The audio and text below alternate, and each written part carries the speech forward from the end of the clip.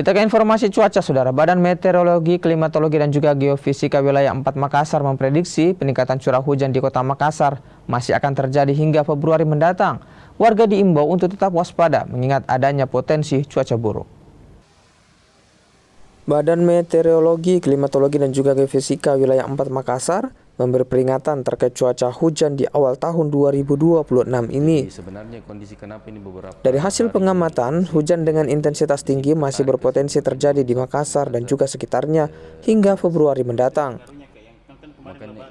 Peningkatan curah hujan ini disebabkan beberapa faktor, diantaranya seperti sirkulasi global atau faktor regional.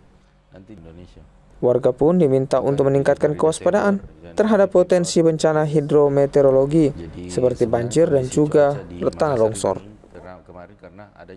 Memasuki puncak musim hujannya, kondisi masih cukup tinggi ini diprediksi masih akan terjadi hingga bulan Februari nanti, seperti itu. Itu pengaruhnya disebabkan karena apa, Pak?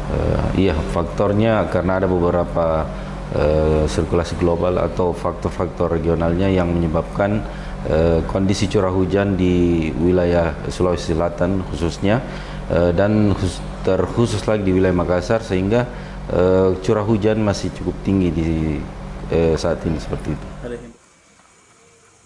Musim penghujan sendiri diprediksi akan berlangsung hingga April 2026 mendatang. Nina Rustam, Kompas TV, Makassar, Sulawesi Selatan.